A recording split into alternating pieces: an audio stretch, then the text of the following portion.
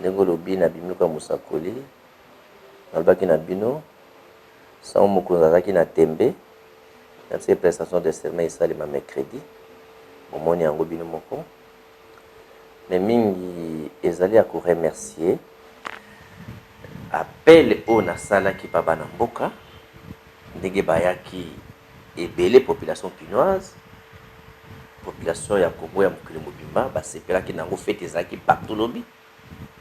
Pote tango lobi que président de la République atalisaki signe ya vœu ya victoire. Eza signe ya kotalisaki aza président combattant.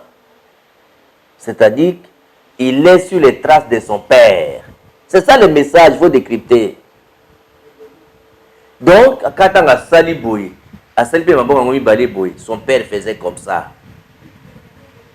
Signification nango, il est sur la ligne à Nzela papa nae à côté mbokate bon personne confiance. C'est un message codé na dévoilé binango. Comme Tshisekedi c'est disciple de son père. Et à liboso ngwana, ya mibale ezali ko bakisa susu matondo mingi. Merci pour na bana Congo. Na moni Jean-Pierre Bemba tindaki batunaye, Moïse Katumba tindaki batunaye, na PCP Lungonya. Na ba patriote oyo bazalaki na FCC me bayaki tel que quelques députés au na monaki bayaki tel que le ministre Pius Mabilo ayaki tel que gouverneur son vice-gouverneur nae, ce sont des patriotes qui sont attachés à l'intérêt du peuple congolais.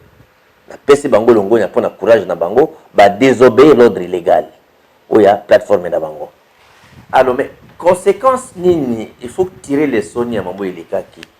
Pendant les pages tournées, population basepeli, président Atalisi Kazan Misisa, aza combattant, moi nankoi, azan koi, na peso longonya, matondo pe félicitations makas, na betele maboko, Fati Béton. Pour na bana Congo, page asika et bandi ko komama, pour na l'avenir ya mboka. Soko tali, munene ya likambo, oye sa milobi. Et c'est la population, détermination ya mwana mbuka, Félix Tshisekedi. O ya zana nzela ku bikise kolo. Na trahison na complot. O yeza Kabila na FCC na ye, o balinga mbuka ekene na kunda. Mbuka ekabwani, mama journaliste, mbuka ekabwani na bitini mibale. Baye balingi mbuka ebonga. Il faut que nous soyons à la CIMA, chef de l'État, Félix Tshisekedi, tous les jours. Alors, question opposée à Isate. Dans ce pays de Gasso à Bato à Katumbi, dans ce pays de Gasso à Bato à Bemba, on m'a dit oh nani, bahati nyos mangoto baye, babisa déclaration pour soutenir. Quand il y a Bato Bazo soni changement, l'avenir en Mboka, Sima Tshisekedi, quand de l'axe du mal, baïni en Mboka, on a bien vu l'État moyini, l'État mobomi, l'État moloki. Côté ya FCC na M. Kabila. Na yango donc, Boutou, ténèbres, na moi na lumière, babana na gâté. Babana ke longote. Na yango donc, lobby, lobo yokuna, eloko nokoya. Soko tali bolingo ya mboka. Parlement oya mabunda na tambwe mamba. Na premier ministre, bango aza ba animateur misato. Tambwe mamba aza sénateur, aza animateur à Sénat, mokambe à Sénat aza ya azo représenter tous les sénateurs hein. Aza nde sénateur azo kamba baninga. Aza collègue na bango. Jani Mabunda ye moko aza mobimba ya Assemblée nationale te, aza ka animateur. Premier ministre aza animateur ya gouvernement. Mais bango misato bazo rivaliser bakomi bambanda ya président de la République. Président de la République na ye moko aza institution. Or bango baza ba animateur d'institution, bazo se comporter le kola baza bambanda ya mokonzi ya mboka. Baboya ka mambo asalaka. Babundisa ka mambo azosala. Mais bomoko mboka ekotambola ndeni. Bomoko ekovanda ndeni. Momboko ekozala te bakotambusa mwana mama wana te na yango donc ngai Frank Diongo na vous proposer boye nazui mokili en témoin pe mokonzi ya mboka aza mokili en témoin na sengi na mokonzi ya mboka na pesi nzela mibale ya liboso ndenge bana mboka balobaki bayembaki lobi opanza parlement oboma parlement bino bozalaki ezali bongo te nayebisaki bino banda kala ke boyokani eza te entre parlement na exécutif chef exécutif eza premier ministre eza chef de l'état boyokani eza te bomoko eza te esengeli président aboma parlement tanga koboma parlement asengi mokili basalisa biso na 60 jours mapona mesalema mpona badéputé nationaux biso baboma assemblée nationale sénat ekute kosala te bakovanda kaka boye bakosala kaka likolo kaka boye abomi assemblée nationale ntango akoboma assemblée nationale wana asengi mokili basunga biso mpona 60 jours baakompagne biso lokola mabunda depuis président république aboyaki malonda ti lelo mwasi wana akomeli baconfession religieuse te mpo baluka moto mosusu akomi te akale alors lokola seni manda esili malonda parlement mabunda bloqué alors président république aboma assemblée nationale ntango azoboma assemblée nationale asali ndenge nini baboma élection ekei pendant que élection ezosalema po tosala élection aconfie organisation baélection na ministère intérieur ministère intérieur Nations Unies basaka baélection mikili ebele bapays ebele Nations Unies basaka baélection baorganisaka baélection donc Nations Unies basungi ministère intérieur tosali élection na 60 jours tobiso ya député mosusu po mboka etambola malamu solution ya liboso yango wana koboma parlement solution ya mibale lokola premier ministre azobundisa président boyebi ba combien de fois azobundisa président azotosa ye te azotalisa te kaza bolingo na ye azotalisa ye te ke azali mokonzi na ye azotosa mingi plateforme eza structure privée que l'état confiance nini président de la république moralement akosa moto ya modèle wana bapesaki ordre na conseil des ministres conseil des ministres eza likolo ya premier ministre alandela makambo oyo assisté protocole asala eloko te mpe moko aye te lokola modèle epesamaki aya te donc moralement président de la république akosa apremisa modèle wana te apesa ye d'ici samedi adémissionné alors soko adémissionné te article 69 ezali président de la république a responsabilité comme chef de l'état pour garantir le bon fonctionnement de l'institution parce que nous avons gouverné zotambola te lokola ye azokana na parlement babundisa makambo ya président de la république babomaka mboka donc il va se faire ses responsabilités alors soko ye a démissionné ou bien président ba responsabilité a écarté à ce moment là alongoli bato ya babiloko bato nyonso ya politique na gouvernement a confié gouvernement na secrétaire généraux nde Mobutu asaka na 93 secrétaire généraux bazui bakomi bazo assumé administration ya chaque ministère na bango donc secrétaire général intérieur a commis na charge de la ministre intérieur secrétaire général la justice a commis le ministre de la justice donc il ande motako sala le la Mobutu asalaka na 93 à ce moment là doyen ya ba secrétaire généraux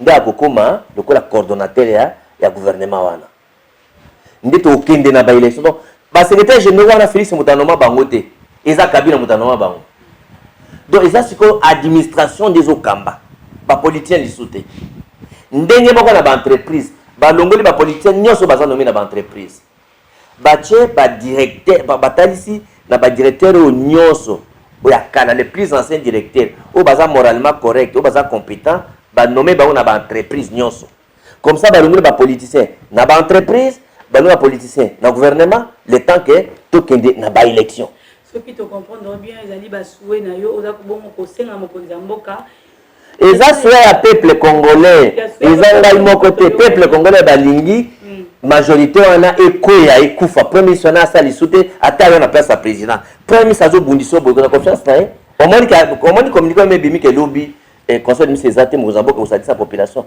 nde biso na population tosenya Mozambique soit abomi parlement soit abomi parlement soit à 5 démission à premier ministre parce que ce qu'à 5 démission à premier ministre alors à ce moment-là à qu'on nomme informateur tant qu'à nommer informateur on a bah secrétaire général bazo sala ko gouvernement ko ça souté parlement ko ça souté et ça l'abomi parlement et ça même ça démissionner bato ba kisbe affaire courante et ça kaka bah secrétaire général ba signer ba affaire courante hein de sorte que tant qu'il faut pour te éviter informateur pour azwa les informateurs pour akoka kosi samusana e oyebi série ya papa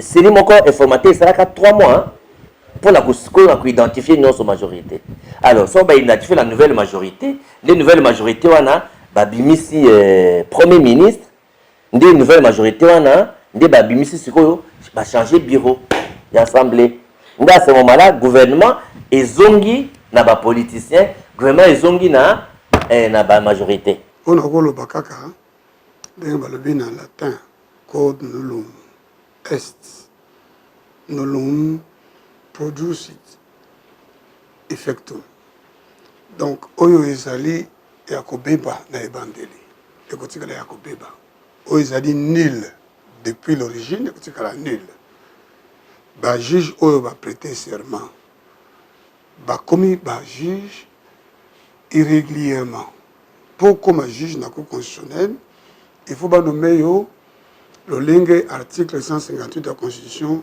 et sali et péchinzela puis le lingue article 2 il y a loi portant organisation et fonctionnement de la cour constitutionnelle et lobby ce qui est salami ndenge wana te hein article 1 article 2 article 4 article 4 lobby oyo aza nommé ndenge wana nomination na ezali nul de nul effet donc eza nul pe prestation de serment eza kaka nanzela moko eza nul malgré que la prestation de serment wana serment esalamaka devant assemblée nationale na sénat président de la République donc ba juge wana o baza nommé régulièrement ba ko présenter bango devant président enfin devant la nation hein la nation ba moni bango ba nation en mona que ba témoin il y a régularité bazali wana président de la République pour na ça que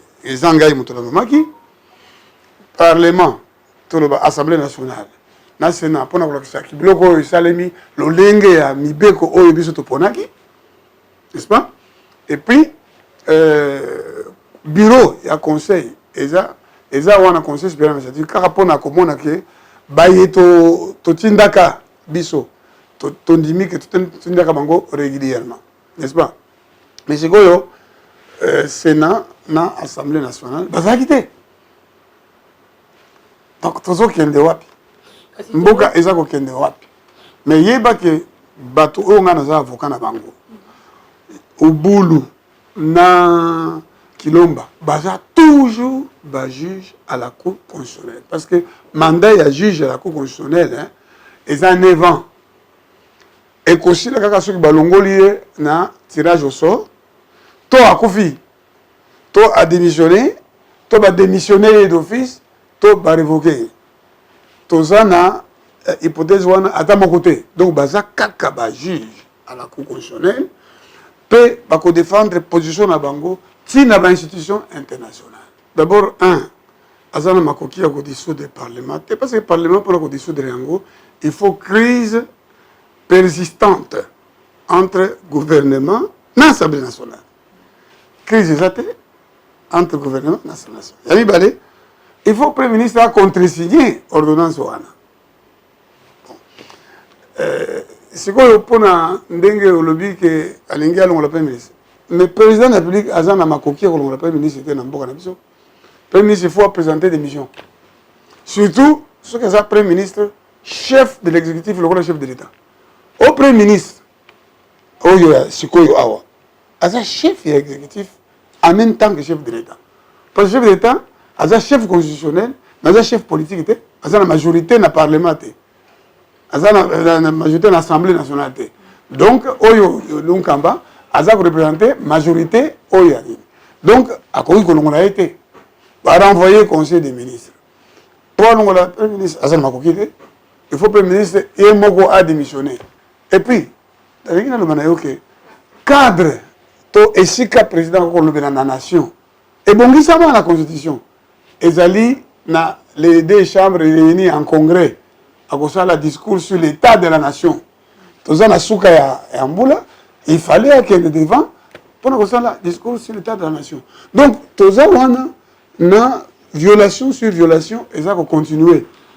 Et puis, état de droit, c'est esprit. Il y a Moïse, le premier roi d'Israël. Et puis, si tu ne violeras aucun droit, tu suivras ponctuellement la justice. Ce qu'on a dit, na bokonjwana, on a dit, na mboka wana. On a mobeko. Na ibisa kape yango, le roi désiré Kabila, monsieur le président, Zamba le na Moïse, tu suivras ponctuellement la justice. Libérer Kalele, libérer Kabanda. Sinon, Zamba le na qui a la taille 3 ans et qu'ils ont ébélé à Kenya, à Koufa.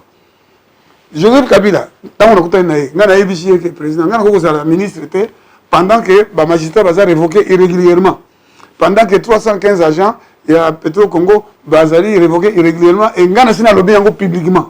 Joseph Kabila est vivant, les gens ont dit la ministre, parce que le lobby est en porte-à-faux, en contradiction, na valeur na zo boudela. C'est quoi le lot awa, Ngana Yebi, na kendeki na cour constitutionnelle. Des banques qui l'ont on a des avocats qui ont na lobby na bango, bo annuler l'élection. Parce que ils ont dit juste été. Le résultat en gros est faux. Au beau proclamer, ils ont dénoncé. Mais si on va proclamer Fayoulou, oyo et ba marqué que yé muto a gagné qui a zaki na ba voix ébélé, bango va proclamer Etienne Seketi. Bon, ngai na s'incliner na lobby. OK. Bah tiens. Mais après serment na ko bundela constitution. Tokolanda kaka constitution.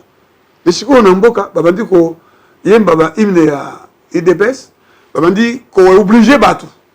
Et si kanga na uti na katanga, obligé batu battre maliboso ya drapeau ya IDPS et puis na cérémonie officielle. Na moni ba yembi hymne ya IDPS na cérémonie officielle. Oyeza ni les faits. Ba kisi bandilité mususu. Donc ne voyez pas zembo ya parti politique. Et puis président Zokota na signé avait kuna na kati. Avec contre qui? Yo za mokonzi mboka mobimba. Il faut défendre la justice pour mboka mobimba et singela qui président de la République a réglé les Cambouana pas na kosala ka forcing. Singela qui a constaté que a violé la constitution. Bazolo bakebaji joine singela qui dans les 8 jours basta la choix entre cassation na ko perdre Moussala. Mais c'est faux ça. Choix oyo ya 8 jours ezali ko concerner muto oyo aza magistrat ba nommé juge de la cour constitutionnelle. Aza na 8 jours pour na ko pona cour constitutionnelle te kotika la magistrat. Bango ba pona ki cour constitutionnelle. C'est fini. Bango baza ba juge ti na suka. Donc baza na droit ba indemnité na bango, baza na droit ko futama, pel d'état congolais ko finir par ko futa bango mbongo na bango. Félix Tshisekedi oyo aza ko fingaka Joseph Kabila. Aza ko ba il faut tolongola Joseph Kabila. Mutumabe. Tongo etani, oh Joseph Kabila Mutumalam. Alobi yango pe na discours sur l'état de la nation, oh ya sala. Kabundu pe aleki alobi, oh mutako finga FCC azandoki. Balobi na biso ke bayokani, basali accord. Pour na ko gouverner mboka. Mais bon respecter makambo bokende ko yokana te. Oyo biso toyebi e bandidi nasukate. Ni tena ni aboutissant. Toyebi yango te. Tokamwe. Biso nyonso za ko bundisa système oyo ezali ki représenter na Kabila na bato na ye. Mais bango baisi ko épouser système wana ko yokana. Basali accord. Même premier ministre azaki nommé sur base d'accord dans l'acte de nomination du premier ministre. Ordonnance, donc texte juridique, balobi vu l'accord, vu la personnalité oyo azaki désigné. Donc président, ce que kosala boyokani, zamba lobelaka na Josué ayokana kina bagabaonite esengela kiti ayokana na bango ayokana na bango lobi okosalela yango ko respecter yango tango Saula bandi koya kobuka mopeko wana zamba pesa ki etumbu tina génération ya descendance na ye donc président il faut yeba ke na lolengi na ye ndenga comme président pe abandi ko gérer ye moko alobeli peuple ke ayokani na Kabila ayokani na bango eza biso eza peuple te peuple azaki kuna te peuple azako loba Kabila longwa peuple azako zela ba député ba bilongi mususu ezala ba député eza peuple te ayaki ko maintenir ba député au nyuso oyo ya FCC te mais ce que dit na IDPS ba approuver biloko wana boke ti na suka zala na boyokani oyo oyaki na yango zala na kokanisa ke Nzambe aza juste Nzambe ayibi nini ezoleka na mboka Nzambe ayibi ke constitution ezoloba ke président akoki konommer juge na constitutionnel te en dehors ya ndenge lobami na article 158 de la constitution soka sali bongo ezali nil et de nil effet Nzambe ayibi yango Nzambe ayibi ke pona juge à la cour constitutionnelle akoma juge à la cour constitutionnelle esengeli ba mabongisi moko boye ezala ye moko akomelaki bato ya assemblée nationale na sénat pona nini pona ayibi ke article 10 ya loi organique esengi bongo bango nde bakoorganize nini wana siège ya assemblée nationale eza inviolable aucune autorité administrative eza na makoki ya kokota kuna soki président ya assemblée nationale to président ya sénat andimi mais bango baboyaki bakuti kuna ndenge nini encore une autre violation mais Nzambe a condamné Nzambe tu ne violeras aucun droit si tu veux rester dans le pays tango Théodore abaite mokonzi a violé si mazako luka kutana epwani ba kongomani to na sonité obite moto a violé si mobite nako kana kutana epona la kisa ete a rapporté maman lobby eyaki elonga monene ya Congo na ba kongomani esika oyo Kabila na bo continuer batiaka bo konti po batika la seko na cour constitutionnel tolongi yango mituna oko tuna nga songolo ayaki te kingandi ayaki te kingandi akokufa lokwa nga akoleka akoleka yali elonga pona ba kongomani tokobatela elonga wana yaki elonga monene mama pote maele na bango nyonso bateka ngo esika wana okaki makambo mende alobaka bimana ba réseaux sociaux te cour constitutionnel ya bango omonaki awa ndenge basalaki na makambo babengi ba litige ba contentieux électoraux omo nde basalaki mama tozwaki elonga lobi biso toyesu na tango te koya kotuna nga mituna wana te ilunga elunkamba ayaki te boye oyo akosolaki malamu te toyesu na yango te avenir ya coalition c'est cache ezali nini na ngonga wana etalinga ite biso ali lamuka ingomba lamuka wana na kati nga ali moto ensemble pour la république na mayelo ya ngai mbala nyonso etumbe ko ya teri etumba ya IDPS te na FCC yali etumba ya FCC na mboka tokopesa Félix maboko tokopesa IDPS maboko yango wana lobi topesa ba maboko pesi kawa bato FCC baza kimia tolengelami tokobunde tumba o Félix asai lobi wana so mobali asai bongo batabi tokaite suka longonya na yo Félix koba ne tumba na ba kongoma ba na simano tokobunde tumba na koloba yango o asali yo bengo batenda kozonga sima te biso pe to ebisio na sima na ope tokotikele pa ozonga esute tokei ngai na kati ya sekere na ete na yebite na kolika te amite na moto te eloko ya pasi na etumba yaka sika boni kosalela elonga gérer la victoire est très difficile. Nous avons hier obtenu une grande victoire, la victoire du peuple congolais, la victoire du Congo. Nakoli ki ate lobi makambo akoloba ekotika la nzela elonga wana tokokoba na elonga. Po elonga na tokobatela yango. Tokotika ko zonga ta sima wana mwa mokete. Toyoki nungu. Te FCC bakokana ye.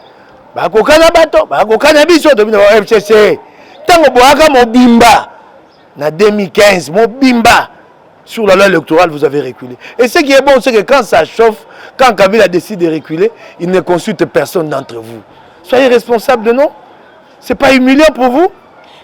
Si vous avez besoin de ndambo, tant que vous avez mobimba bokokite bozongi sima. Ah ouais, comme ndambo to longoli bino. Ba longoli bino yango. Et que bokonzi ya tengu. Ah wande bokomeka. Bon mécanique.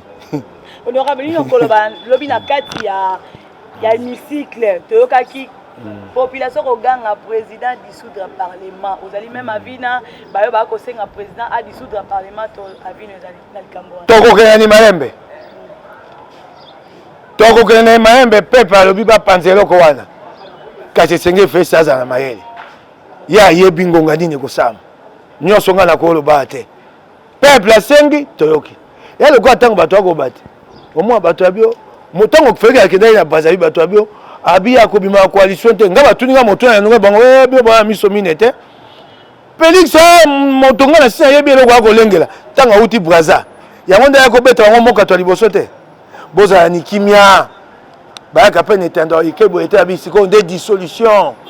Donc nani malembe. Toba tiana melonga autotui. Toba tiana melonga ya bongo. Tokolonga lokola te. Soko tomoni tete elonga autotui ekubi ekembe e makasi. Toba tele longa wana. Sikatoze ande bango ba meka ko beta biso bazo yano. Pom moko bazaki ngakati siko. Ah tika bango bakolobelo côté. O ba dzulo bi wana ba tete ko ya. Toko tia bango ba zongise yano.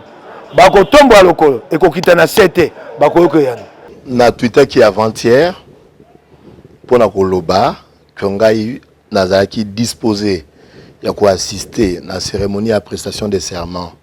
Il y a 3 juges où ils allaient qui organisé na palais du peuple na parlement où ils allaient pesika au bisoto sangana biso ba députés nationaux. Je disais que cérémonie on est républicaine. Et qui appelle le Salama qui est un républicain. Article 10, il y a loi organique où ils allaient co-organiser ma camboyako constitutionnel et il 2 partis en exergue, notamment chef de l'État Yemoko, Nabaye ou Bazali promu, c'est-à-dire les juges. Bangone Bazali, acteurs principaux dans la cérémonie Oana.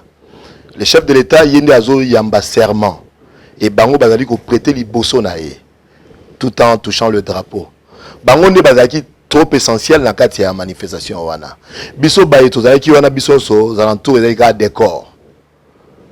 Lorsque événement salami, chef de l'État yambi o ya bango ba serment, lelo boye bandeko juge wana misatu bazana ba bureau na bango de ba bandi misala. Donc la cérémonie s'est bien passée. Makambo ya bato yo bengi bande konabiso à FCC bazalaki te. Tu disais que zaki ba invitation, ils étaient libres de décliner comme yakoya ba biso to yaki biso to zali ba député donc to ba représenter Assemblée nationale, ba sénateur bazaki ba représenter Sénat, bureau pe ya conseil supérieur ya magistrature ezaki valablement représenté. Dès lors que ba biloko wana misato oyo loi organique l'article 10 et bengaki tozalaki. Moi, je pense qu'il n'y a plus question de bétail sur les soloana. Pour Nangaï, déjà, pas j'ai tourné. Total à Makambo Yamboka. Insécurité na Minembwe. Problème ya Minembwe. Insécurité na Goma, na Kinshasa, na Lubumbashi, na Baituri, partout. Baninga, Kimi. Bato, Toyogi, Basango, Bato, Kimi na prison na Beni. Nzala ya population. Soins d'abisso santé, makambo belé. La loi est claire. Dès lors que les conditions aux lois et lobby sont réunies, tu as une humiliation. Pourquoi? Pour député Mobaya quitté? Pour premier ministre a quitté? Non, mais ceux qui présence la MD qui conditionné pour un événement. Événement dès lors qu'il y a conditionné, conditions qui président Zala, bateau, qui premier Bazala. Et Salama qui donc est qui? N'avons pas là pour le chef de l'État. Pour Ngai Nazali député national, Nazali Raphaël Kibuka. Il faut la chef de l'État pour y bamaramuni à Rolobalobi vendredi. Il faut la membre naé à cabinet, directeur de cabinet, conseiller naé pour oyer bamakambo au chef de l'État Rolobalobi. Dès lors que Naza bangoté, Naza na elogo à Rolobate à ces sujets, au regard il y a des spéculations. bato bazali ko ça la dissolution chef de l'état plutôt à dissoudre le parlement pour nanga isoko tuni avis nanga personnel ce qui dissolution est respecté ba règle établie par la loi et que zali pour intérêt en mboka moi j'accepte ya kozongi sa mandat to bandela à zéro parce que ngai en tant que élu du peuple boyebi nazaki massivement élu bato bapesa ki ngai bavoa wana bazali bazo compter sur ngai to kutana na bango to solo laka ceux qui élection ezali lobby ngai na kozala député ata minute mokete ceux qui basali ngo 5 fois ngala kozala député 5 fois et en plus biso na MLC ba réduire biso na 17 ceux qui lelo to bandi l'élection to en a plus de 64 to ko atteindre même 80 na kati ya hémicycle wana parce que ngana yebi comment est-ce que nous nous sommes organisés comment est-ce qu'on travaille bato belé o bazapeli banda lelo ya hémicycle ba yebi ti nani bazalité ba o pe bazali ko la dissolution et salamate o ba kotaki na modèle obino boyebi bango nde peut-être que siko bazana pongité ngai na rola la normal lobi pe ko koma ceux qui paye à solo et ko salama lobi nango na ko lamuka na epe na bureau na nga vie et continuer na robanga pourquoi ce qui élection est libre et transparente ngai na ozala député parti nangai to ozala valablement représenté dans l'Assemblée nationale ndenge na boye ko kota na hypothèse wana ce qui est quoi chef de l'état nde ayebi pour la nina kozwa décision wana et puis décision là il faudra respecter ba condition mibeko pesi ce qui est salami bongo l'actuel premier ministre n'est pas un premier ministre éternel Monsusu Paul Koya a sali gouvernement biso pour ça la biso zali mboke tambola mboke zali freiner mboka ezali bloqué ba investisseur na situation to ali ko vivre sikoyo bazali ko hésiter ko ya na mboka na biso parce ezali ko kota o eza causé na Covid crise économique ezali ko frapper biso de plein fouet situation ezali malamu te il faut tout se mettre au travail o elega ki lobby ezali o babengaka politique atako batebele bazoloba ke ezali état de droit to ezali justice toko samate wana ezali nde lokuta ezali nde politique na politique mutu nyonso awelaka oyo nanu ezali intérêt ya ngambo na ye oyebi mama lelo yo na États-Unis bitumba eza kuna makasi bautai kobungisa mama juge présidente oyo ya Cour suprême na bango sika wafale ba remplacer ye ba démocrate ba lobby avant ba remplacer ti ba kokende ba maponami mais ba républicain Trump a nommé nanko mutu musu remplacer mama wana et que soki nzamba asungi lundi fallait mama wana akende na congrès na bango pour que akende ko sa discours na ye c'est pour dire que nyonso esale makala kati ya ba politicien ezali na ba intérêt ya ba politicien donc batu ba ya koloba te que non ezali pona état de droit ezali pona justice mais ngana zolo bana bino que ndeko Félix Tshisekedi en tant que politicien il a voulu tirer intérêt na couverture ya na côté na ye bandeko pe mususu ya ngambo wana ya FCC balingi ba tirer intérêt na ngambo na ba ngai moyena kota na kati ya motema ya président de la République ezalité président de la République yende azali premier citoyen et que soki amoni ete mboka lelo makambo komi ebele et oyo esalimi lobi eza début ya crise en tant que mokonzi ya mboka akoloba ke il faut apesa discours pour qu'on ko rassurer d'abord ba congolais pe ko rassurer ba partenaires ba Congo ya Congo na éviter peut-être discours na ngambo wana mais ngai nazo ko krezela eloko ya mabete au président de la République en tant que premier citoyen akoko pesa comme discours au Namboka. Na 2018, tozalaki plus de 18 000 candidats députés nationaux. Et oyebi ke na plus de 18 000 wana bazulika ka 500 ba memi na parlement. Donc plus de 18 000 concurrents ya ba députés nationaux baza wana baza la kanda. Yo zo kanisa lelo 18 000 wana bazalaki te posa la bango ezali soit mandat ezala écourté soit mandat soit tolongwa c'est de bonnes guerres et puis ngana za na compte na bango te mais il faut toyeba ke mibeko epesi banzela oyo président de la République akosalela po a dissoudre Assemblée nationale ezali de bord crise il faut ezala entre exécutif national na Assemblée nationale mais maman yo moko yebi que Assemblée nationale na gouvernement baza na problème te si ko ndenge nini président akoyamba moko a dissoudre problème peut-être ceux qui bakoloba na président aya ko sala oyo balobi violation ya constitution mais bato ebele po na moni ba vidéo ebele ezotambola ba vidéo ya discours ya Jacques Chirac. Les gens veulent comparer constitution ya France na constitution oyo ya biso awa na Congo eza largement différente. Dissolution ya parlement elandaka banzela oyo mibeko esali. C'est-à-dire qu'il faut qu'il y ait crise entre Assemblée nationale et gouvernement. Mais crise wana faut la persistante. Mais na ngonga oyo Assemblée nationale na gouvernement baza na crise te. Dede na moni batu batie ba vidéo ebele na ba réseaux sociaux kota la discours ya Jacques Chirac oyo alobaki ke azo dissoudre l'Assemblée nationale na ngonga na ye. Il faut batu bayeba ke constitution à France est différente de la constitution ya RDC. Mais na kopesa conseil na ba politicien. Oyebi oyo tozoko vivre ezali oyo esalimaki na 1963. Na 1963 ndeko Lumumba azalaki majoritaire na Assemblée nationale. Azalaki premier ministre, azalaki na ba député koleka. Ndeko Kasavubu azalaki minoritaire na Assemblée nationale mais yende président ya mboka azalaki na signature ndenge balobaka bic rouge. Bandeko oyo bazalaki pro Kasavubu babanda conseiller Kasavubu a dissoudre l'Assemblée nationale parce que yende président. Bandeko oyo bazalaki na premier ministre Lumumba babanda conseiller ba traduire président Kasavubu na ba cours et tribunaux pour trahison, haute trahison. C'est-à-dire que bitumba wana yeko sa ndenge nini Lumumba ayeko révoquer président de la République.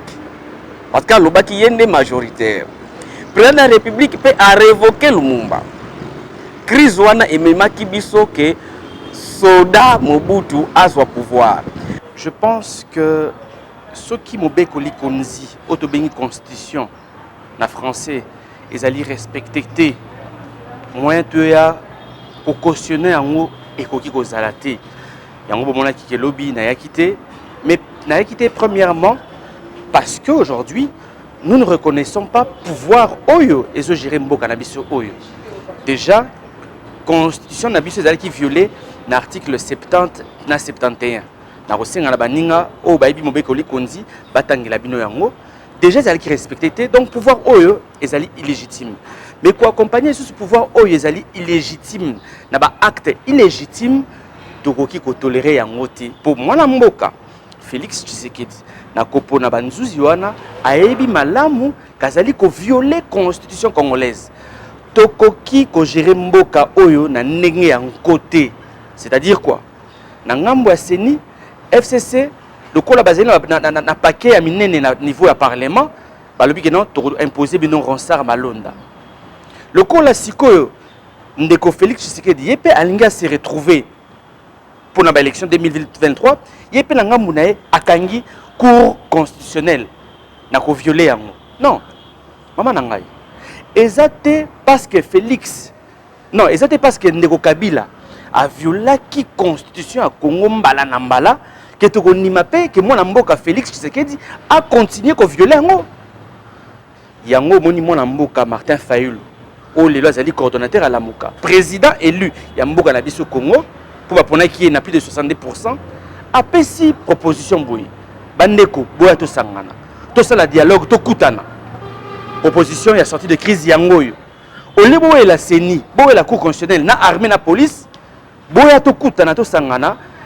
Pour tout ça, la réforme likolo ya CENI.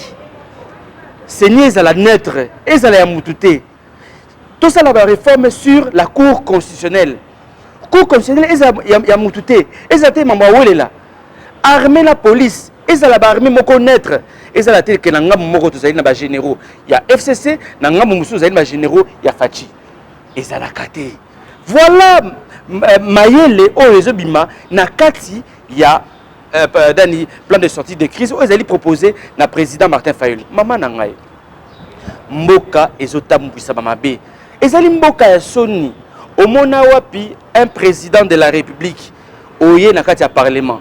Ni président Sénat zali, ni président Assemblée nationale zali, ni premier ministre na yo, ni ba membre du gouvernement na yo so ayete. maman mais mboko eza na scandale makambo ezosala nakata mboko oyo nakosa yo te baétranger bazoseka biso makasi. Est-ce que boyebi kelobi à part ambassadeur américain deux ambassadeurs tous les ambassadeurs à l'Union européenne bayaki te baambassadeur mosusu kuta Union africaine baye te même ya pays voisins bayaki te parce que bayebi ke ndeko Félix Tshisekedi a violé constitution na biso tosengi na bandeko boye baya tokutana na dialogue baya tosolola autour d'une table totia makambo senini likolo mesa totia makambo makuru senini likolo mesa totia pe makambo ya armée likolo mesa soki esala métier boka moite kala mingi te masasi kobeta na kata mboka oyo bato bakokufa ebele makila ezo risque etanga na alire bazomemela biso makila ezo risque etanga na kata ya Congo. Martin Fayulu azali visionnaire asengi bino boye en tant que coordonnateur à la Mouka, retrouvons-nous autour d'une table. Voilà. Lobby na kati ya hémicycle toraki peuple aux acteurs bataille ko ganga président a dissoudre le parlement. Est-ce que vous avez de même avis la population nous bazosenga été dissolution du parlement et salema penini yo étant que éli à peuple rosela na mokonzi mboka loba lobby mananga nazozela eloko moko te oyo ekokuta na monoko na ye po ebongisa mboka na biso Congo. Tous a déjà déçu. Le départ est qui mauvais makasi, mabe makasi. La seule chose en rose na monoko na ye ezali anima dialogue to fana poto bongisa ba institution na biso na kati ya mboka Congo. Eloko nazozela na monoko na ye yango wana. Eloko mususu ekotika la bongisa na biso mboka na biso ti. Likambo na dissolution ya parlement. Et ça permet bloc biso beto senga ki yango déjà banakala. Na kati ya plan ya sortie de crise à Martin Fayulu. Asengi yango pe to sengi nani réforme na CENI. Na cour constitutionnelle, na armée, mais tout ça la plus élection anticipée. Et c'est bien Martin Fayulu a signé déjà. Dans le cadre de plan de sortie de crise. Donc il y a une élection anticipée. Donc si on va dissoudre le parlement, c'est tout CP là. Mais puis se pose ça dans les années. Et ça a acté que le parlement ils a dissous. Tout ça pour ça tout la élection de manière générale. C'est-à-dire même au niveau il y a des gouvernements provinciaux, même au niveau du Sénat, même au niveau présidentiel. Nyonso to bandela parce que lokuta mama nangai ekoki kotonga mboka te poto ça la sincère moninga yo ne ozoki élection OK mais to sala nini to bongisa to longola mboka oyo na potopoto soki to longoli mboko na potopoto te mama kala mingi te bomoni ninga mboka zo panzana boyiki mama minembwe ke minduki esusu badiko lela kuna na Uvira na Fizi na ngamu na Équateur masasi ekobeta chaque jour bako kata ba congolais mitou tous les jours tozali sous na armée ya makasi te tozali na administration makasi te mbongo pe na Congo ezate snel na mai pe likambu tokosuka boni mama c'est le moment de nous mettre autour d'une table parce que likambu salama ki lobby ezali soni makasi et comme je le dis il faut que président ayebaka que tant au commis président, aux alliés président un parti politique T, aux alliés président, il y a Mboka Wabingi, République démocratique du Congo, plus de 80 millions d'habitants, 2 345 000 km². Et non président d'un parti politique, où ils allaient limiter. Voilà un peu ce que j'avais à dire. Et le retour là, les alliés, tout qui n'a dialogue, tout seul là, le problème est que le chef de l'État, peuple et que ça qui alliance naie, parce que l'alliance na peuple, mais juste après l'élection, tout le monde qui était discours à ça qui n'a élection, peuple andima qui a fait qui confiance, alliance et seulement qui entre président na chef de l'État. Peuple bandé que s'attendre président à répondre à bas discours na ça qui en élection. Mais nous avons été surpris de voir que Alliance Moussous et Salemaki, Alliance Yohane Ezalaki contre nature, les alliés Alliance ya FCC Cash. Événement et Salemaki lobby mercredi 21 octobre. Les alliés événement pour la relaxation chef de l'État était Alliance à Salaki, les alliés Alliance Yayena Bademo. Les alliés d'abord manquent à considération, manquent à respect, sabotage, humiliation. Président de la République, institution, magistrat suprême, Naïta Naïe, a instruit et pas il y a deux présidents à chambre, na chef et gouvernement, va préparer prestation à serment. Comme président et Assemblée nationale, Ndeko Janine Mabunda, président à Sénat, Ndeko Alexis Tamumamba, et puis chef ya gouvernement ndeko Ilungi Lunkamba bazali wana pona intérêt ya Kingakati baboya ki ko respecter chef de l'état ba respecter individu oyo instruire bango basala oyo ye alingi. Politiquement parlant, il n'a qu'à tirer toutes les conséquences. FCC a tiré des conséquences sur les désordres à tirer à salango. Aye ba eti façon oyo mboka ezo kende ba ko se retrouver bango nyoso li banda ya mboka. Donc mutu moko te ya FCC a kozali na mboka oyo. On est à provocation. En principe, quand vous provoquez les chefs de l'État, vous provoquez le peuple congolais. Sur le plan de droit, l'article 158 et l'article 10 de la loi portant fonctionnement de la Cour constitutionnelle a été respecté. Prestation à Sermé Salemaka Liboso Banani. Liboso est commandant suprême, magistrat suprême, institution président de la République, chef de l'État, devant Conseil économique et social, devant élu à peuple, je parle de députés. Donc ce comme déjà des députés ça déjà majorité et devant peuple. Est-ce que procédure légale est qui respectée? Oui. Alors des journalistes à chaque fois bande quoi FCC bazo les cas pour na ko distraire nos journalistes un peuple congolais, il faut baebisa bino concrètement. Ba disposition légale est qui violent à niveau nini. Donc moi je peux vous dire que il y a aucune disposition légale qui a été violée. Aucun article de la Constitution, ni d'une loi quelconque, a été violé. Na o été le Conseil des ministres. Moutou oyo a convoqué et puis a président du Conseil des ministres et zali président de la République. Donc ce qui a convoqué en côté a présidé en côté et zalaté objet à débat. Ce qui chef de l'État a un discours à Koloba, aloba. Ce qui a un mot d'ordre à couper sa population, a fait sa population. Le lobby n'a pas destitué le Parlement, soit à Rolongo, la première ministre. Ndeko journaliste, yo moto au lobby était lobby chef de l'État qui a destitué le Parlement. Yo journaliste dans le lobby en haut. Yo journaliste au lobby était. Dans le lobby, bon, parce que yo analyste yo journaliste au lobby était à Kolongo, la première ministre. Ce qui a dissous le Parlement. Mais il y a un problème. Ce que le lobby a dissous le Parlement, c'est 4 secondes seulement. Et ça, propos moi retenir pendant 4 secondes. A Kenanda kuna avant qui me peuple ne ko charge wana to ko linga to mona Janine Mabunda te to linga to mona ndeko Alexis Mombate parce que bango baza ba semer des troubles ba semer donc ba expert na désordre. Ce qui a kolongola ndeko Lunkamba pour la désobéissance, manque à respect, manque à considération, sabotage au asali yango na égard chef de l'État et ko zalaka kamalamu alongola na musala. Parce que Moutou Anoma qui est ezali yé président de la République, Moutou Kolongola ezakaka yé président de la République, biso moko peuple ndé to ko charge wana. Même si le président de la République a lobi que alingi li sous-souté à mona ministre moko o yazali na tendance à soutenir ba individu et non peuple. Biso moko ndé peuple to ko pesa peuple mot d'ordre akende na ba bureau wana na ba cabinet ba ministre wana akende ko telema. To ko za peuple to ko mema na parlement a telema. Tomona ndeko Ilungi Lunkamba te na bureau premier ministre. Tomona ndeko Alexis Mombamba te na bureau à Sénat. Tomona ndeko Janine Mabunda te na bureau ya Assemblée nationale. Donc pour conclure, décision nyonso au chef de l'État kozwa au regard il y a manque à respect, manque à considération, sabotage, humiliation. Oyo ba individu ba luki ba intérêt na bango le ba luka peuple ba sala ki ngolo mercredi 21 octobre, ce qui a eu décision peuple et kozala na simana ye. Na lingi na yebisa chef de l'État, Papa Kyungu alobaki yango, Azan a plus de 89 millions d'habitants na simana ye. Donc abanga eloko mokote, biso tozawana FCC za mo groupe ya batu, baza moins de 400. Ce que zato 4 bango Brazzaville na makasi to 4 bango na makasi. Ce que zato faire nanger bango ba ko faire nanger bango, rien ne va se faire. FCC azana mot d'ordre moko taper sa population na kin comme na province. Alors ndenge ba humilier chef de l'État, ndenge ba saboter chef de l'État, ndenge ba manquer respect par chef de l'État ba été bazana problème sérieux na population. Bois de faire réalité.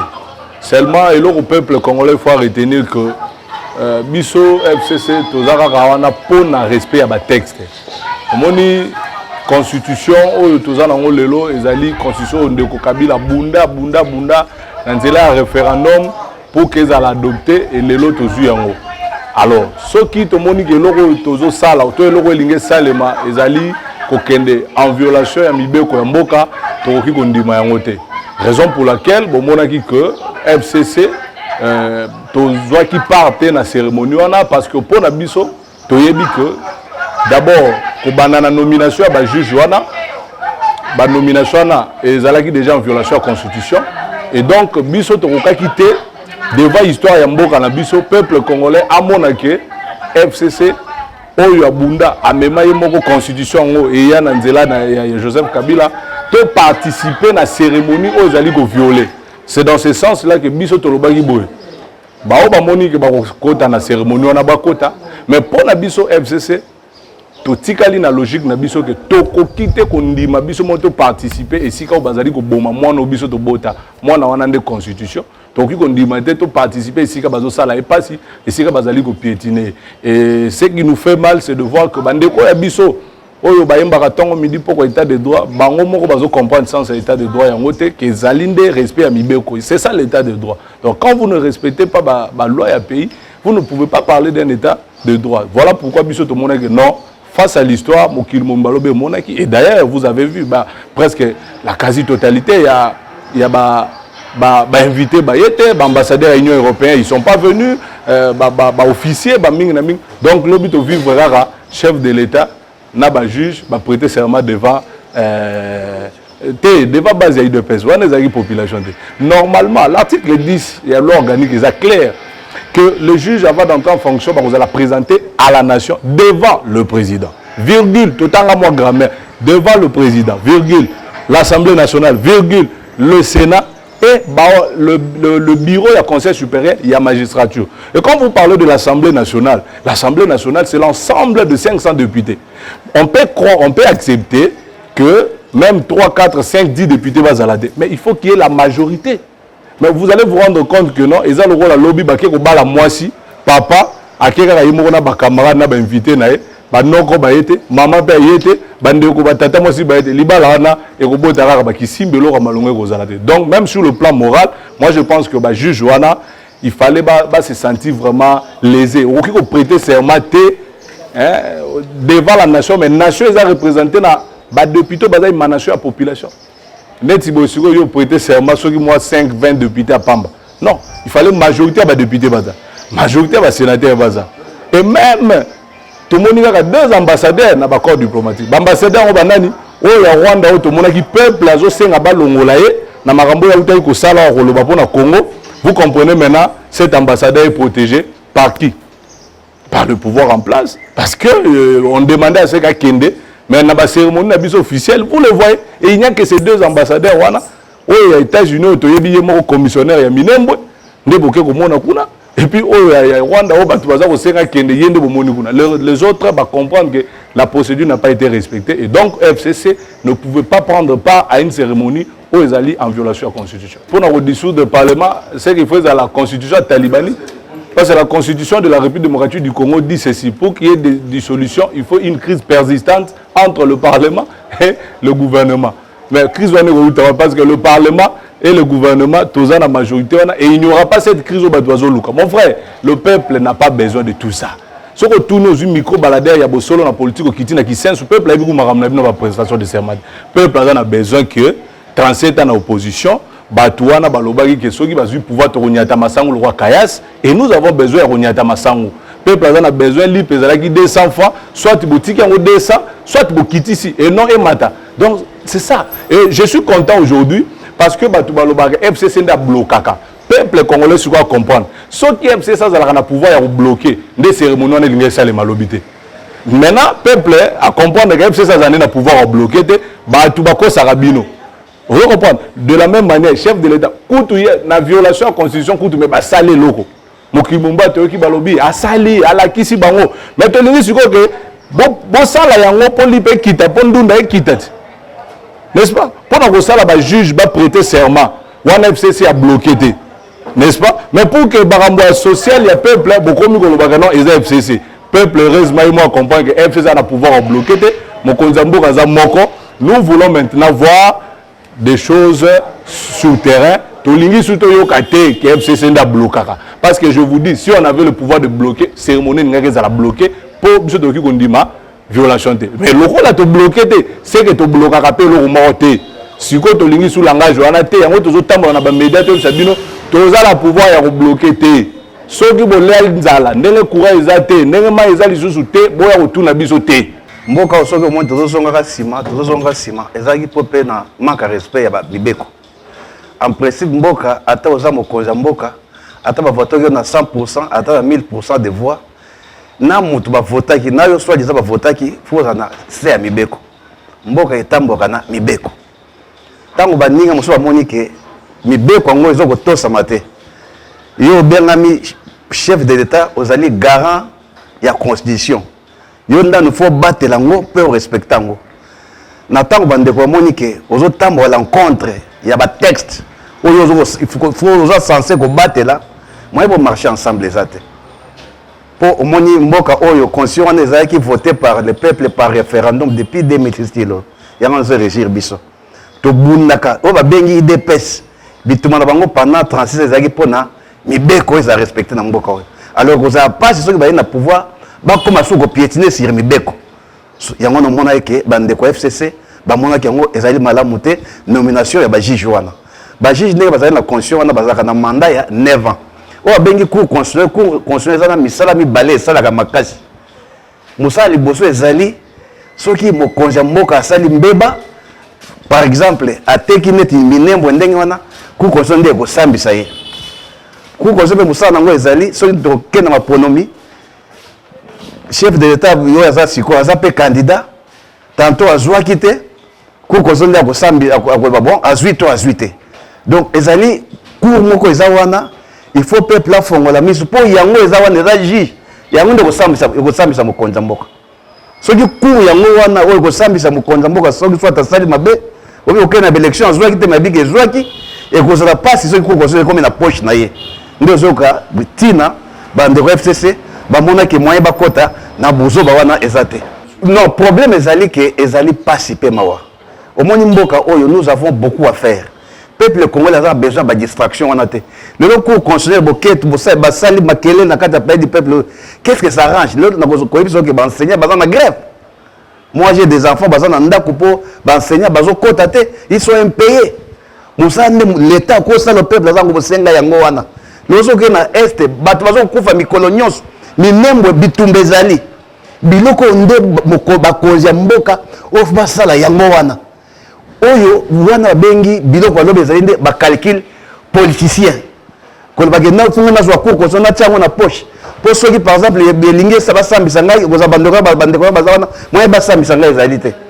Il faut ko so na tsango na poche po soki par exemple ngana na tokena mapono ngana zuite lobiki ngana zui. Donc eza eloko moko eza pour intérêt ya mutu. Eza ko tala nde peuple te. Le peuple oyo tozona ba défi et belé à relever. Mboka eza ko kufa. Na biso ba seigneur baza impayé. Bana baza na ndako moni avec confiance dozaki nango bana d'abord année passée batangi malamu te ani on peut ba fandi sou na ndako. Biloko tozanga bosenga yango na est les gens meurent chaque jour. Donc IDPS eza ko na biso na kati ya distraction. Na ko senga na peuple la fongola miso parce bazo mona kabila.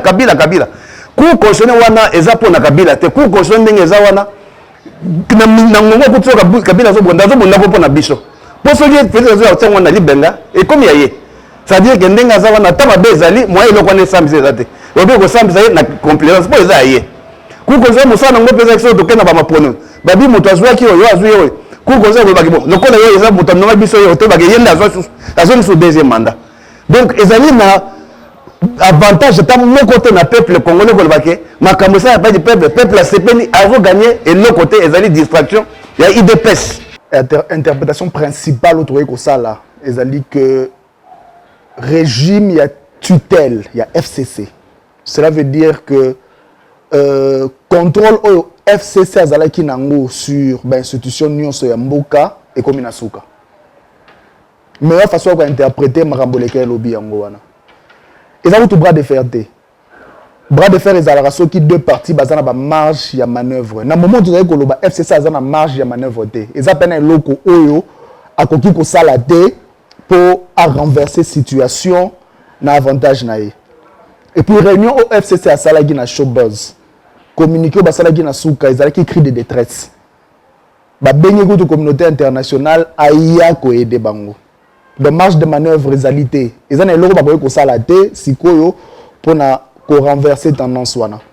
Ba nomination ezalaki irrégulière c'est vrai, mais tout ça n'a été que Fachi ou azali ko sala makambo wana azali premier na bango moko. Azali créature ou comme ko malmené créateur. Donc situation en wana. Coup de force c'est salami c'est vrai, mais en même temps tous allez assister na fin il y a régime, il y a tutelle, il y a contrôle, il y a FCC sur les institutions. Et nous allons les wana. Et là il faut comprendre yangowana. Na niveau oyo question principale oyo bisono so acteur politique. Batuno so de Congo, otolingi justice, otolingi liberté, otolingi démocratie, otolingi état de droit, otolingi justice indépendante, otolingi croissance économique. Question faut se poser siko yangowana. Pour moi, les gens qui bangisa ngai, nazali ko lobango à tout moment. Ils allaient faire un régime car la FCCT. Na lobi déjà que FCC a commis une agonie. A moment zela mort na et mouvement na so sala siko yo erodindise kaka. Problème ils allaient ko bangisa ngai siko ils allaient conception ya fachi, ya état de droit, conception na ye ya justice indépendante. Conception na ya démocratie ezali nini ezana nucléaire Fachi tanga zolo état de droit tanga zali ko ba démocratie azali ko kanisa nini parce que ce qui totali au niveau ya ba discours ya Fachi ye moko na ya ba depth na ye ba fanatique ya IDPS ba bazali ko lande ba bazali ko défendre ye tout ça ko mona clarté discours nous celui ko tourner autour ya maloba moko to sali boy pour Kabila pe asalaka boy eza message ya malamu te. Bisoso to koti matokota ki makambo ezali poto ngaki changement. Méthode ya ko ma changement e ko kozala photocopie ma Kabila sala kité. Ezate soki Kabila sala li kala mabe yo pe faut répéter en pour ma biso connait les obangsa yangwana parce que fin à régime éthique a toujours moi vide mon robot. Mais vide wana keba e ko kozala rempli na gestion moko autoritaire unidimensionnelle centralisée o kozala malamu te. Et nous avons une conception à Fachi et état de droit. Pour ça, il y a un mabiso, na moi rythme moko boye, to bengani moi mutumo anda ko déranger, mais to tche voilà, to tche moi mutumo boye oye peut aller ko exploiter ma limite, ma faiblesse à constitution na biso. Parce que nous c'est salami, nomination ya ba juge wana, na mambebele zali ko salama na façon au constitution et singalité. Alors ils allaient présager pendant le malamu te ba question photo bitu na sikoyo yango tozo kende wapi ba réponse au Fachi fa pesa biso yango wana so yango dissoudre le parlement wana komi prérogative na yende président de la République mais faut rassurer que ceux qui a continué la démarche wana est-ce qu'il a organiser ba élection après 6 mois pour ceux qui a organiser élection te et que a eu pouvoir à centraliser yemoko cela veut dire que ne pas sa malamu te. Ce qui état de droit na mutu na ye ezali ko pesa pouvoir illimité na ba juge il faut que na pays moko na mboka ezana deux personnes no bazala so bazalo ba batu mususu bakanga munoko ezala bien te ezala ba soda ba basim mandoki na ba juge batu o ya appareil judiciaire trop de pouvoir na batu wana ezala malamu te pour na stabilité pour na politique ya mboka. Donc tous hommes mécanismes comprendre c'est quoi la conception ya état de droit. Il y a justice indépendante dans mutu ya Fachi. Non, tout le monde clair côté wana te. Bon, il y a yambona koloba to mekana nkoluka ko recadrer ma solo yango hein pour tout ça nungu na kati ya mutu te. To kota la yambo ezali que prestation de serment et salemi va présenter d'abord bateau bonga va prêter serment na la population puis et salemi liboso ya mokonzi ya mboka et salemi liboso ya Sénat et salemi pe liboso ya parlement pe na liboso ya bureau ya cour constitutionnelle ya conseil supérieur de la magistrature. Alors, quand on a lobby liboso il y a Sénat na Assemblée nationale, bah toi ça va mis oh, mais Mabunda zala quitté. Mais Alexis Tambo Mbappé azala quitté. Mais tokota lelo komoko, omoni bango ba lobby ke baza ba légaliste. Hein? L'égalité lobby pe ke lisusu que esengeli ko respecter règlement d'ordre intérieur. Règlement d'ordre intérieur, il y a Assemblée nationale, pe lokola ya Sénat et lobby. Avant bazo décision ya ko kendete et Sengela qui bat ça la conférence des présidents. Puis conférence des présidents et Tikala Kosele Maté. Ce qui voudrait dire qu'ils sont allés à titre, ils ont refusé d'y aller à titre individuel. Donc, engagé qu'à frange, il y a FCC. Ça, c'est d'abord aspect à Liboso. Aspect à Mibale, Tomoni, député Bazalaki Wana, sénateur Bazalaki Wana, Bazalaki Boni Kaka Pona Koluka, quoi si c'est. Donc, la représentation nationale est Zalaki Wana Pélissus. Alors, tout le niveau, il y a un membre du gouvernement. Mais où est clair? C'est-à-dire qu'il y a eu insubordination dans le chef, il y a premier ministre. Donc, place où il n'y a même pas à discuter. Mokondi Mboka, Azali na posa, il y a kozana bateau, il y a kozana bango confiance. C'est-à-dire que bateau va ko aider, le kola ya za moto appelle ça impulsion, il y a action publique, il y a l'État. Donc, bateau va ko accompagner na makamwa. Le quoi Mokondi Mboka appelle si injonction, décision outil na conseil des ministres, quoi de plus normal que Mokondi Mboka, chef de l'État, a constaté tout simplement insubordination na chef ya premier ministre PAC ngaye démission. Donc ngana moni lokola Mokonzi Mboka na oki akoyamba premier ministre lelo na kaisa partir ya wana akoko sengaye démission et la conséquence normale est kozalaka keno alonga na kati ya gouvernement pour que tout le monde lolenge boni tokoki kozwa premier ministre mususu et puis lisuto ebani na okende liboso. Au moni où nous en sommes, ngai personnellement nazo ko s'attendre nani. Nous avons déjà constaté toké des principes que Premier ministre, ok, Azali, comme qui dirais-je, à la Kissi, insubordination aye, Mokonzi Mboka, et Sengeli Siko a mesure contre Yé, c'est-à-dire Asengaye a démissionné. Ok, ce qui a démissionné, Mokonzi Mboka, Kosenga Toluka, informateur Moussoussou, pour les lobos, comment dire, Premier ministre Azali ici, na majorité, ou Azali composé na FCC, na cash. Mais ce qui est le cache, tu constater que, comment dire, moyen à tout coaliser, ils sont ensemble et égalité, tout se retirer, et que Senga, na Mokonzi Mboka, a nommé un formateur pour identifier une nouvelle majorité susceptible, il y a que ça la boni, il y a que composer le gouvernement. Donc, le Kongai personnellement, Bissona Batomosuso, Tozali Kosela, et Zali Kakayango. Omoni Mboka Zana Boulou Yeke. Boulou yeke ya kosakana te. Et puis ba Congolais ba koza la distraité na makambo ezo sama na mboka. To tika pe koza la distraité rôle na biso ba yi politique yango wana. Pe lobby utai kolekawa ba sango ba bendi biso matoi. O to zali nango ya kashine zo bende za muke. To la muka. To telema mboka zande na ko kufa. Le lobby, et ça qui démonstration. Aussi to loba que FCC cache bako memamboko yo na démocratie obitso to lingi te.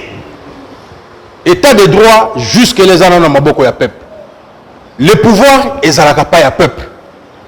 To loba yango mbala na mbala. Mais lelo to kokote la bango te. To kotika bango pete. Makambo ezoleka na mboka na biso esalamana nute. Esalamana nute. Le peuple a sa telemi. Nanzela ya mwana mboka, les soldats du peuple. Ndeko Martin Fayulu, toko tambola na yelongo. Toko tika mboke kufate, toko tika pe mboke kendete. Nyoso na mboke komi crise. Il n'y a que des fanatiques, et bazo sala qui fanatisme. Mais ti lelo, baza peka na dossier na sali peka bazo luka musala. Musala ezate, collier ezate, keles ezate, hôpital ezate, social ezate, nzele ezate, transport ezate, nyoso ezate. Ce qui yonde ko journaliste, to bande comme sous ba la ngana singa, ba moni keza na eloko zo tambola na mboka. Allez ka la télévision baloba.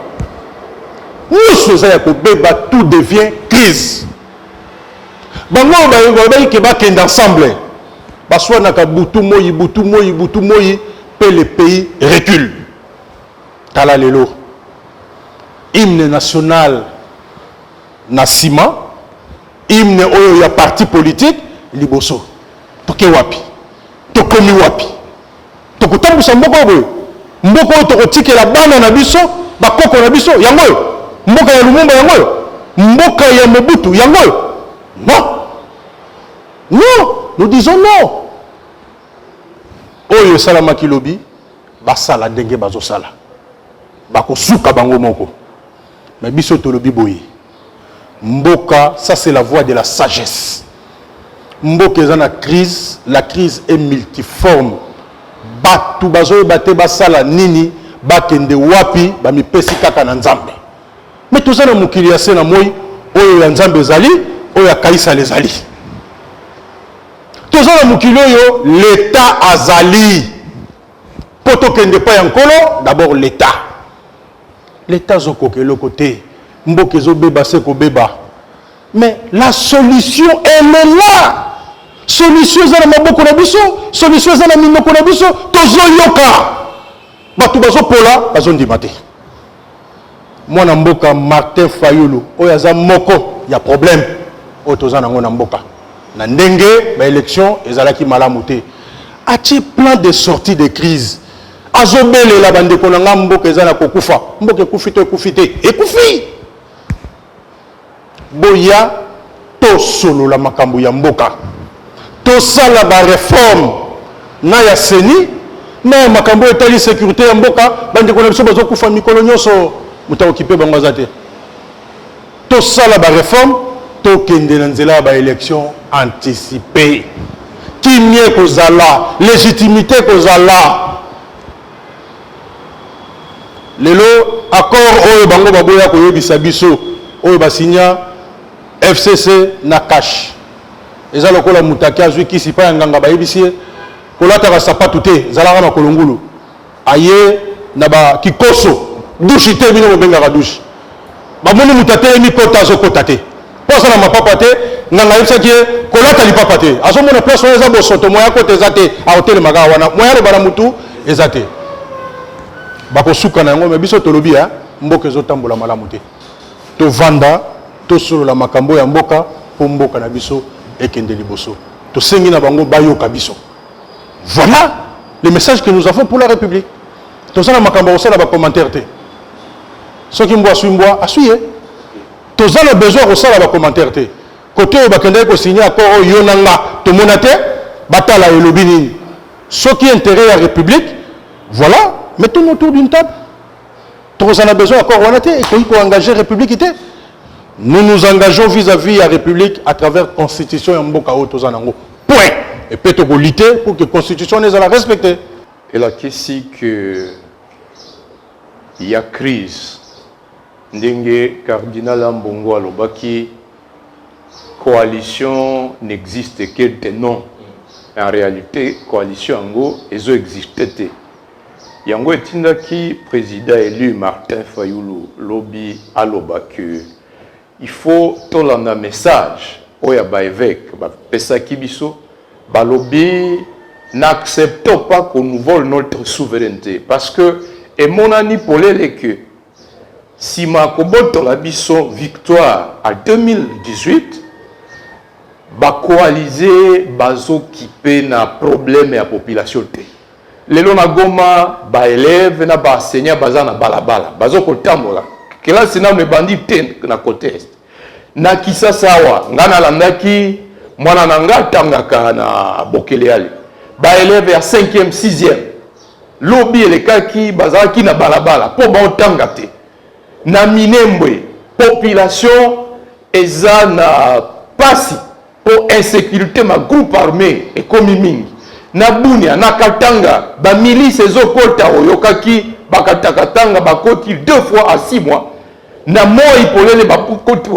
Donc au lieu ba gouvernant ba mi préoccupé na intérêt à peuple ndenge slogan la bango balobaka le peuple d'abord mais et mon ani que pour la bango c'est la CENI d'abord c'est la cour constitutionnelle d'abord ils sont obsédés de pouvoir et en gros président Martin Alobri il faut l'état pour que le peuple se mette debout est arrivé parce que bako insulté biso na ndenge wanate après nous avoir volé notre victoire le vote du peuple il crache sur nous il ne se préoccupe pas du peuple et en fait schéma et Tshisekedi na Kabila et monani polele schéma Tshisekedi eza ko sala forcing ndenge basalaki na cour constitutionnelle ko forcer Benoît Lwamba a démissionné basali démission monko il y a fraude bango moko basali lettre accusée de réception bakosala ndenge wana na première minute dissolution assemblée akokoka yango te parce que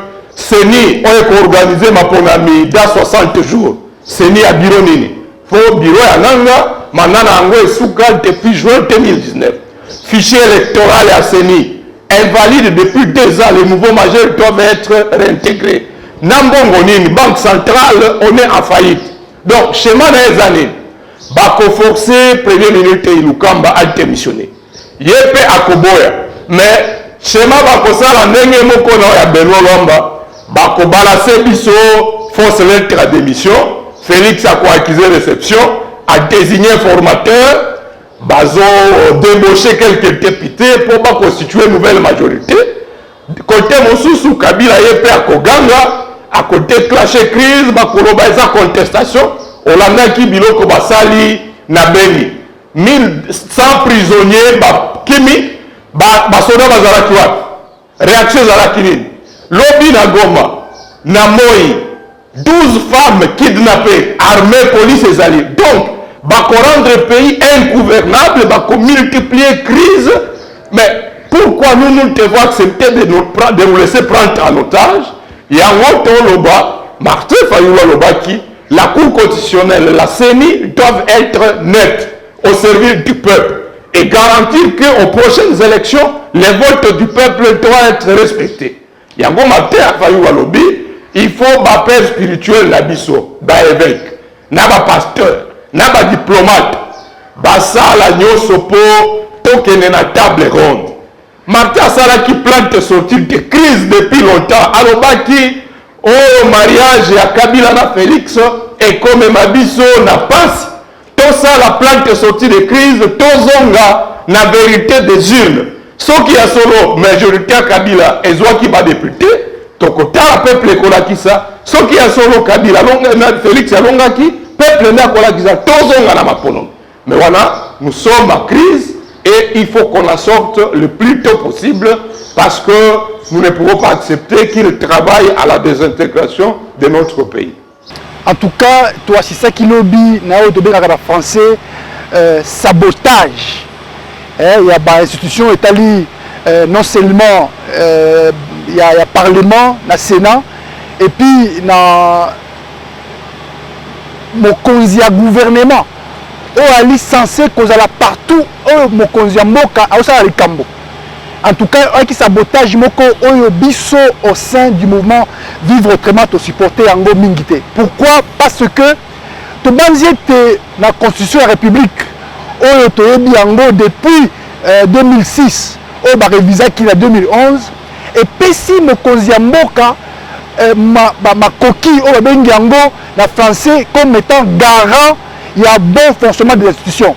Place nyonso mokonzi mboka il faut zala en tant que mokonzi liboso il y a exécutif gouvernement il faut ezala et mutoyo a représenté le gouvernement ezali obé chef du gouvernement oyo ali premier ministre. Alors total likambo ya munene oyo lobby oyo efengaki bazuji oyo balaka na cour ya cour constitutionnelle ba prêter serment besoin mokonzi mboka mutoyo atali représentant ya baye oyo baza ko accompagner gouvernement pour que ma solution oyo makambo za koya mingi na kati ya mboka za résolu azali absent et donc wana to moni yango mabe makasi yango biso to organiser même soki et donc président de l'Assemblée nationale na président du Sénat basalaki pour que ne fût-ce que par élégance au bien la français et moi ouverture comme attends que monique on est d'accord dans mon conseil mboka te na politique et c'est vraiment moi ko zonga sima muke ko pesa moi apparence à muke pour que tout peuple et monate ba makambo oyo na kati na bino mais oyo ya ko manifester yango liboso ya population mobimba monde mobimba Congo mobimba ba moni que ba saboter en tout cas présence ya mokonzi mboka oyo aye na kati ya institution ya bango en tout cas biso la Vivre Autrement tomoni yango en tout cas malamu te et to banziete au regard ya makambo wana na ndenge population ya ndela makambo basali eloko moko oyo ekosepesa population te parce que peuple alingi kimia alingi makambo oyo eza na kati ya politicien elekaka liboso te pour ke epesa bango lisusu kanda makasi te. Donc par élégance esengaki mokonzi ya parlement na mokonzi ya sénat bazala na basise wana bapesa mwa image wana par apparence na bango mpona mwa élégance emonana. Mais oyo tomonaki lobi ezalaki vraiment sabotage oyo biso na mobali vraiment tondimi yango te mpe tokondane yango makasi mibeko ya constitution parce que biso toali baye oyo toali koluka lolenge nyonso oyo tosala pour que constitution ezala respecté. Na ne constitution elobi toza koenvisager te une possibilité ya komona président de la République à dissoudre le Parlement parce que dissolution du Parlement elle est obé kotala conflit persistante oyo kosalema entre gouvernement na Parlement. Alors tuna est-ce que na injonction oyo mission mokonzi mboka apesaki premier ministre na conseil des ministres la semaine passée pour organiser makambo etali prestation ya serment ya bajuge. Est-ce que mokonzi ya premier ministre akendaki kosala makambo wana batomoni eke ye na parlement baswani bayokani te? Parce que au-delà de cela toyebi ke persistance mpe ekoki kosalema no ndenge procureur oyo ya conseil d'état akendaki kokanga parlement ekayaki mwa conflit entre parlement na pouvoir ya nini ya procureur. Est-ce que oyo tokomona oyo est-ce que ezali deuxième crise oyo ekosalama entre gouvernement na parlement mpe epesa mokonzi ya mboka mpifo mpo akanga ou adissoudre le parlement? Tomoni ete soki information tomoni ezala yango oyo elobi ete mokonzi ya premier ministre akendaki kosala mission na ye et puis parlement erésiste na yango te soki ezali ya solo. Donc lobi na discours ya président ya mboka oyo apromettre biso tokoyoka dissolution ya parlement te. Peut-être tokoki kokanisa ke ezalaki mokonzi ya mboka ntango apesi mission ya premier ministre ye akei asaleli yango te wana akoki kosenga démission ya premier ministre parce que aboyi koexécute mission oyo mokonzi ya mboka apesi ye na communication na ye asalaki na niveau ya conseil des ministres. Donc tokomona entre mibale wana. Donc soki towana ma information nyonso te etali conflit entre premier ministre na parlement donc ezali exclu. Donc ekozala peut-être souhaiter yango te peut-être ezali demande ya démission ya premier ministre et soki démission ya premier ministre esalami automatiquement gouvernement ezali retombé et bakoluka moyen mosusu ya koluka kotia gouvernement mosusu ya sika. Mais ekosenga susu kozonga na kati ya parlement soki ekozala pour que wana c'est parce que bango bali émanation ya parlement parce que kuna sikoyo bali majoritaire. Est-ce que ekosalama nde nini tokozela mpina makasi na attention nyonso maloba oyo mokonzi moko aponse lobi pour que toyeba lolenge nini tokoki koappuyer ou kosoutenir mboka na biso te. Faut koyeba ke réaction na biso ezali koexprime eza kolakisa makanisi na biso toza d'accord te na oyo ezali ya koviole constitution. Toboyi eloko wana mpe na mikolo ekoya bokoyeba oyo biso tokosala parce que tokoki kondima te mboko eza ya biso nyonso toyaki kotika moto moko na Congo te. Constitution ezali claire bajuge esengeli baprêter serment liboso ya barepresentant ya peuple oyo ezali sénat na assemblée nationale et puis pe conseil supérieur ya magistrature. Mais toza ko se rendre compte que Sénat azalaki te, Parlement azalaki te, bango nde baza ba représentant ya peuple. Donc ba juge wana, il fallait pas prêter serment liboso ya ba peuple congolais, n'est-ce pas? Alors, lokola cache asepeli kosala na lolenge na ye, institution président de la République asepeli kosala na ndenge na ye, na ndenge ya dictature, biso tokolanda nzela ya dictature te, s'opposer na makambo nyonso tu, na baposition nyonso tu oyo ezali kolanda mibeko pe constitution ya mboka na biso te. Et puis eza kokamwisa biso mingi parce que selon la constitution, selon ba loi ya mboka, président kokaki kozela kaka sanza moke quelques sanza awa boye na ba ezaki na avril nde mibeko ezaki kopesa ye possibilité ya kotia moto moko parce que mibeko ezolakisa biso na ndenge nini esengeli bajuge wana bazala permité, c'est-à-dire bajuge wana bazala remplacer au fur et à mesure makambo nyonso tu ekomami clairement na kati ya constitution. Mais tozokamwa ndenge nini na sali makambo yango sikoyo on dirait nde aza na agenda na ye, mais makambo ya dictature tokondima yango te. Na minute oyo bino FCC bozo reprocher nini na Félix Antoine Tshilombo Tshisekedi azali partenaire na bino na kati ya coalition? Tozali ko reprocher ye te aza kolinga kolanda mibeko ya mboka te. Toza clair, tolobi clairement alisi tambwe mwamba lobby. Janine Mabunda lobby buso so bato FCC alingi kolanda mibeko ya mboka te. Alingi to maloko parti état. Donc IDPS nde mibeko ya IDPS comme mibeko ya mboka mobimba tozolanda sous constitution te tozolanda sous ba loi ya mboka te, alors que boyebi que il y a quelques mois tosalaki ba marche à travers mboka mobimba totambolaki pona koloba ke biso tozana na mibeko. Dans quelques mois ce qui a changé a quelques mois a changé juge moko tolinga toloba te mazo ko changer bato misato mobimba. Et c'est la prérogative na yete. Et toi, tu as baluba. Naza moto Kasai central. Naza moto ya Fatai. Et c'est comme on est dans sa ngai ndeza mboka na ngai. Mais na koloba ke en tant que nationaliste. Et loko ezo sala ke Congo ezala, ezali ba 450 tribus nyonso ya Congo. Yango nde ezali tozali lisanga ndi biso tozosala Congo. Mais comment tribu moko comme kolinga konza 10 milimo ya batu nyonso tout contre mibeko ya mboka. Donc sikoyo balingi nini? Alors est-ce qu'il faut koloba? Est-ce qu'il faut assembler bango nde bavotaka ba loi bapo ya mibeko yo bavota pour kolanda sikoyo volonté ya moto moko to ya parti politique moko? Donc to buma mibeko nyonso mboka to fanda to loba sikoyo OK obeko na biso déjà président Félix Antoine Tshisekedi Tshilombo lokola na ntango ya parti état tata bo moko mama bo moko ekolo bo moko parti bo moko to yango nde tosana kati.